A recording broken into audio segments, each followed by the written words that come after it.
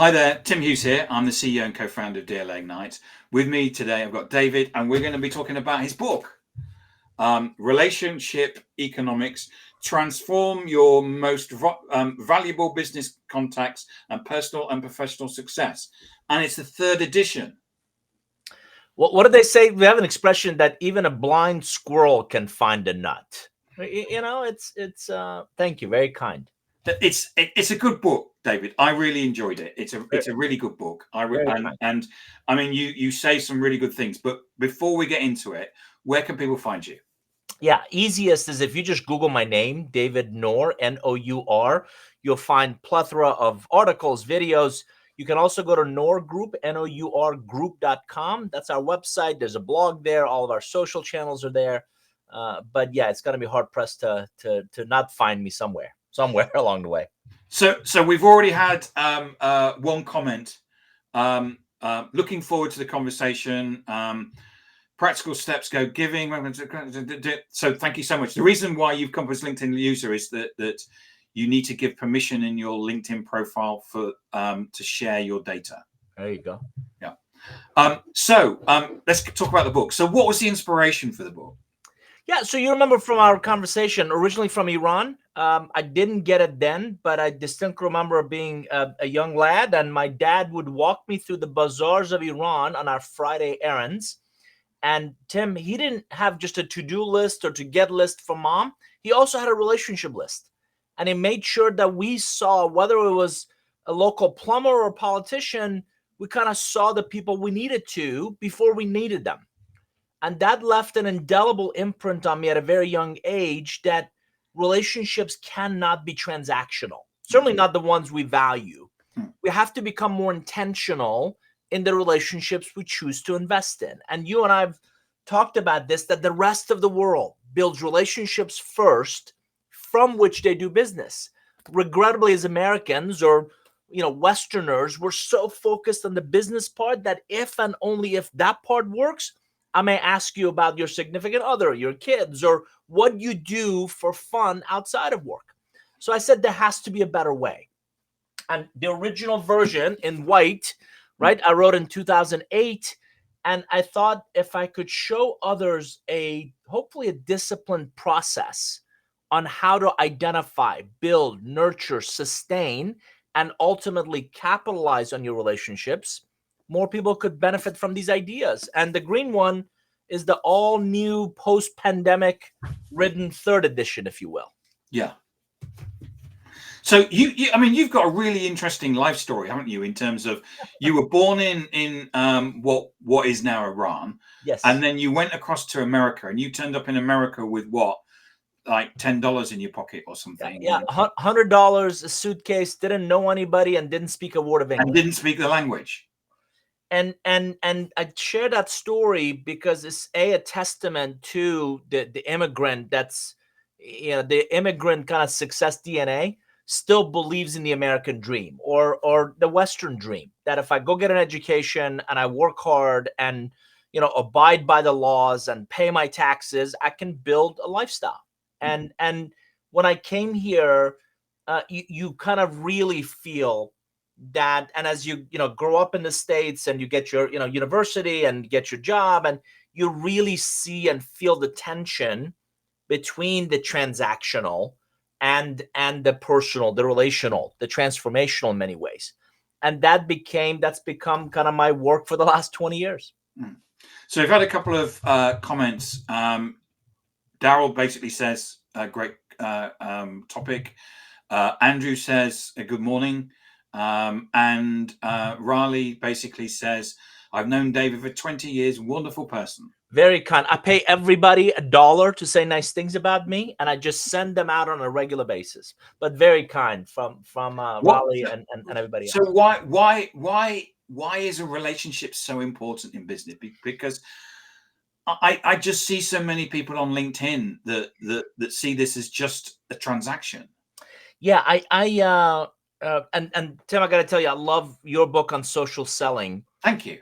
Because I think increasingly, as evident by how many spam emails we all get, yeah, cold outreaches will continue to become even more difficult. I don't know you. I don't like you. I certainly don't trust you. I'm sure as hell never going to buy from you. And it's not just product or services, it's also ideas and perspectives.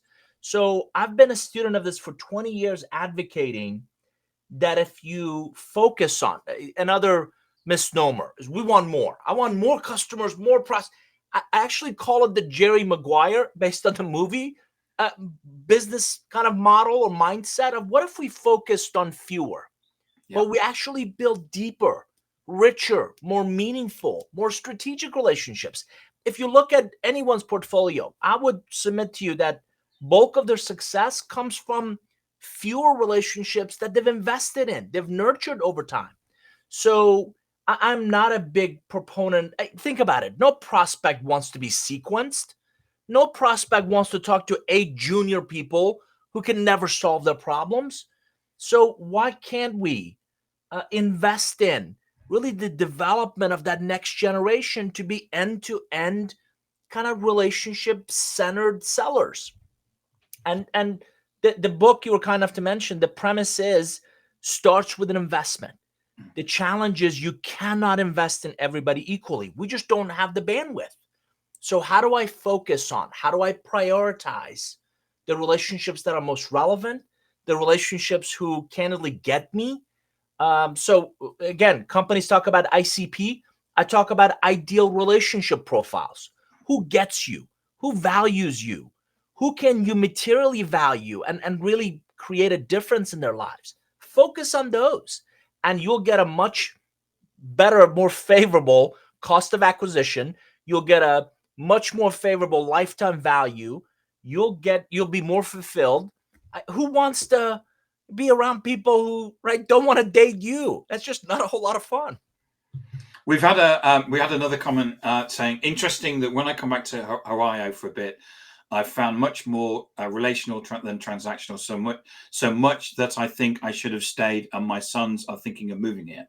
Yeah, Riley, you're exactly right. The Midwestern values were based on the favor economy is based on those relationships, and when you move to the more metropolitan areas. I live in Atlanta, but if you think of New York and if you think of Chicago and Boston, and there's certainly pockets of this, but because we're increasingly a transient society, you get less and less of it, and so doubling down on those relationships in every industry, in every geography, I'm a huge proponent of will dramatically increase your traction and shorten your time to cash, shorten your time to impact. And that's commonly understood, but regrettably not commonly practiced. So you talk in the book about social capital. What do you mean? Yeah, I mentioned earlier that in the book I try to teach a process. So I want the audience to think about what I've more recently started. And by the way, I'm also a student of this. I'm learning every day. So more recently, I've started calling it intelligent relationship mapping. And I want you to think about, and in the book I talk about, start with the end in mind. Covey says the same thing. Start with the end in mind. So what are you trying to get done? Why do you need a relationship? Then I talk about pivotal contacts. Who do you need? Right? Give me any goal, and I can identify a highly influential, and it's not necessarily an economic buyer or some of the other terminologies we've learned and we've used. Who do you need? We call them pivotal contacts. The person that can send one email, make one introduction, and accelerate your ability to get things done. Then who do you know? We call that your relationship bank. The whole process is predicated on the first step, which is we call relationship currency deposits. That's in essence social capital. How do I invest in an existing relationship that I already have, that knows me, likes me, trusts me, to then, after I've made that investment, when they say that's very kind, what can I do to help you? That reciprocity accelerates my ability to get to a pivotal contact, get to the end result I'm after. Only when you make a deposit have you then earned the right to ask for a withdrawal. Tim, I don't know about your bank. My bank will not let me make a $100 deposit and get $1,000 in return. And yet we meet people all the time who ask for a favor where they haven't earned the right to do so. And everybody wants to be nice, so nobody ever calls these people out. You know what they become? Relationship takers. And as long as we kind of enable that behavior, all they'll do is just keep taking, and nobody says anything to them. So I recently got a call. I think this will resonate with you and your audience. I recently got a call from an executive I have not spoken with in at least 3 to 4 years, right? How you doing? And it does the small talk, right? How you doing? What are you doing? Yeah. I exited my last company and I'm not looking for my next kind of role. And I'm like, I'm sorry. When was the last time you called to see how I'm doing? Yeah. And what's going on? And I'm not trying to keep score. And this is not tit for tat. It's fundamentally evident that this guy doesn't understand. Beyond any of our products and services, we're all fundamentally in the relationship business. And if you haven't taken the time to call me in 3 years or email or reach out, just how you doing? How's your business? What did the pandemic do to your business?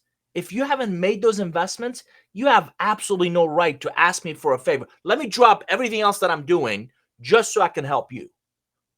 Relationship givers, takers, and investors. Which one are you? And if I want to ask 30 people who know you, which one would they say you are? It's a really good point. And one of the things that I love about the book, David, is that I think that the art of networking has been lost. Huh. And I don't know why that is.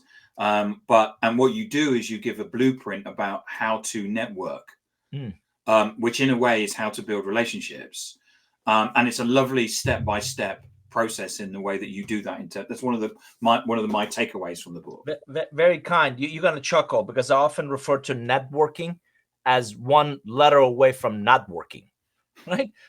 We all go to these events.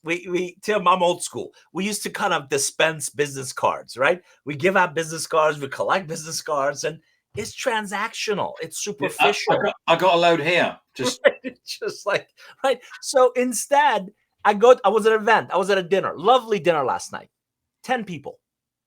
And we kind of went around and I knew them at a maybe name and title and company, but I didn't really know them. And if you think about it, it was a 4-hour dinner. Over 4 hours, you get to know them. We had such incredible, rich conversations. And this morning, I sent them an email with just enormous gratitude for the richness of that conversation. I got to know each of them kind of on a much deeper level. And I was invited to this one. Now I'm thinking, I want to go back to doing these things because I'd rather have a really lovely dinner with 10 people in the room that you really get to know well, then go to another event where there's 100 people there and you walk away with a stack of cards and you're like, they're not relevant to me. They're not, they're not in my world. They're not my kind of people. And you don't have to like everybody around that dinner table, but investing the time to go deeper. That's really what I've become an advocate of. Fewer, deeper, richer, more meaningful. So Alistair said, there's an old saying that people buy from people, and it is so true. Absolutely, Alistair, I agree with that. So you talk about reciprocity. Talk us through that in more detail, because you talk about it in your book, and you talk about the importance of that in relationships. Yeah, 3 fundamental laws in every business relationship, right? So think about it. In the words of the famed philosopher Britney Spears, this won't be rocket surgery, right? But think about it a second. I thought it was going to be hit me one more time, David. Right? Number 1 is no one's ever quoted Britney Spears on this podcast before. I want to be the first. Boom. You are. You hang out long enough. I'm going to go to Taylor Swift next. Yeah. Number 1 is gratitude. We do something for somebody else, they should absolutely say thank you. If they don't, your yellow flag should go up. Number 2, you brought it up, reciprocity. Maybe not today, tomorrow, next week, or next month, but Tim, you and I go out of our way. We add value to somebody else's life. At some point, they should say thank you, and that was very kind of you. What can I do to help you? This world runs beyond the above kind of ground economy. There's a whole underground favor economy. And if you don't do that, if you're not reciprocating kindness by others, you're soon they're going to stop returning your calls and emails, right? So that reciprocity is the second one. The last one is this idea of paying it forward. So if I coach you, if I mentor you, if I'm kind to you, if I give to you, not saying it, I need to experience it. Relationships have to be felt. I need to experience you paying it forward for somebody else, because none of us are an island and none of us were born with any of this. Somebody somewhere took us under their wings and taught us how to shake a hand and look someone in the eye and go out of our way to help them. And when you pay it forward, when you coach and mentor that next generation, by the way, those of us in the third quarter of our lives, in the fall of our careers, are going to need that next generation. And I'm telling you, frighteningly, we've all seen this. They're very good at this. They're very bad at this. And if we don't step up, if those of us that are losing hair, I'm not complaining around you, but it's all the fashion here, you know? Right? It is all the fashion. They're not even turning gray. They're leaving at an accelerated pace, right? If we don't step up and we don't take in interns and co-ops and immerse ourselves in opportunities to coach, mentor, shape, forget managers and leaders, the human beings they become, we're in for a rude awakening. So gratitude, reciprocity, pay it forward. Fundamental laws in every business relationship.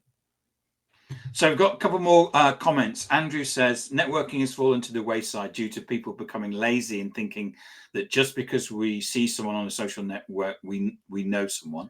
They do not do the work to get to know the person. Good point, Andrew. Andrew, I've always believed social media is everybody's highlight reel, right? Have you noticed nobody, posts, I'm struggling with this, and by the way, please, we got to stop treating LinkedIn like Facebook, right? There's at least a social network for business professionals. And Riley basically says exactly. I'm trying to read it from here. David Nour got to know me. He can probably tell you about me. I just spent 20 minutes on the phone with an OSU professor.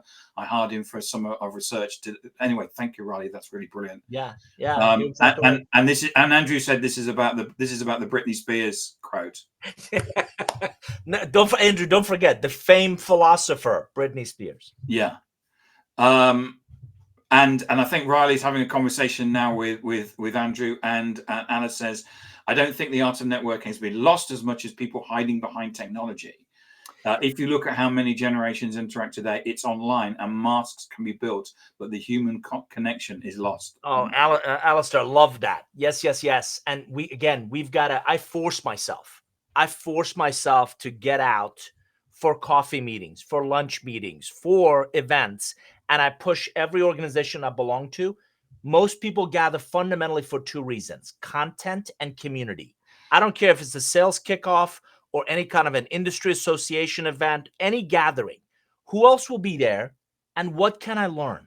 Those are the two things that compel us to get up and shave and shower and get dressed and deal with traffic and drive over there and park and go up and register and pay and show up at the event. And by the way, if I show up and the whole time I'm thinking I could have done this over Zoom, not going to the next one. So it's incumbent on people who put on the event to leverage the fact that we are in person and not just make a one-directional talking head information sharing. I can do that on a position paper. I can do that in these Hollywood squares. What I cannot do virtually is shake a hand, meet a person, talk to them, get to know them, and connect with like-minded professionals. I think Mark basically says picking up the phone and actually calling someone is a lost art. Mark and I laughed about this. I call it this antiquated device where you actually hit numbers and a person's voice shows up at the other end. I think the next generation has no idea what I'm talking about.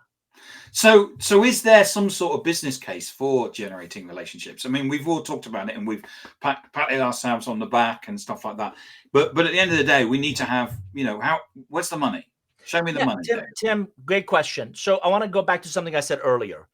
These 4 steps have been proven. They continue to be proven regardless of how sophisticated your business model, your technology is. Know me, like me, trust me, pay me. It works in that sequence. So if you get to know me, hopefully you can see that you like me. And Johnny Carson used to say there's a likability factor for most of us. If you like me, you'll invest time to get to know me and really understand and see opportunities where you can trust me. Only when you trust me will you buy from me. Products, services, ideas, perspectives, why we should do something a different way. So the quantifiable value that we've proven time and time again is that time really is money. So if you think of, I can use customer acquisition cost, CAC, I brought up earlier. If in a business model, the CAC is greater than the lifetime value of that relationship, I equate it to buying something for $2, trying to sell it for $1 and making it up on volume. It does not work. You're not going to get there. And the frightening part about CAC is it's really only measured when an opportunity gets into a pipeline. We don't think about what it takes to nurture that relationship to get them into a pipeline. So one of the biggest, most quantifiable for certainly market-facing professionals is what's that relationship acquisition cost? And similarly, what's the not lifetime value of a contact, but of that relationship? One example for you. I've always believed every referral is a recommendation. If you're not getting referred, why is that? This would be a really good time to ask. But when you are referred, you still have to earn the credibility, the trust, the repute, but you are riding somebody else's coattail to get there. And you just you got pushed to the front of the line versus everybody else who's trying to get there. So that time, I said it earlier, time to cash, time to impact becomes invaluable. McKinsey, so that's market facing. McKinsey published a research. Number one reason most people leave a company, they don't feel a sense of belonging. I peel back that onion, they don't have any friends at work. I peel that onion further with this whole remote. Listen, I love the flexibility of working from home, but guess what? What we miss is the hallway conversations. What we miss is the small talk before that next meeting while we're sitting in the room. What we miss is the hugs and appropriate pats on the back and all of those things that you cannot get virtually. So you want to talk about the value, the economic value of relationships, time, differentiating yourself amongst others, impact, how quickly can I and how deeply can I create impact? Those are just a few that, again, we've proven several times from those who choose, and it's a choice, to invest in fewer meaningful relationships. David, thank you so much for coming on and talking to us about It was delightful to be with you. Relationship economics. Where can I buy a copy? Amazon. Get on Amazon, search Relationship Economics 3rd edition. Again, the original one with the green cover. That's right. This is the first one, white. You want the green one. You want the 3rd edition. Why would you buy, an old book? Buy a new one, right? The green mint green 3rd edition. So, and where can people find you, David? Yeah, just Google my name, David Nour, N-O-U-R, or Nour Group. NOURgroup.com is the best place to learn more about me and our work. Fantastic. Thank you so much for coming on. And thank you for everybody in terms of your comments and your interactions. My pleasure. Good to see you, my friend.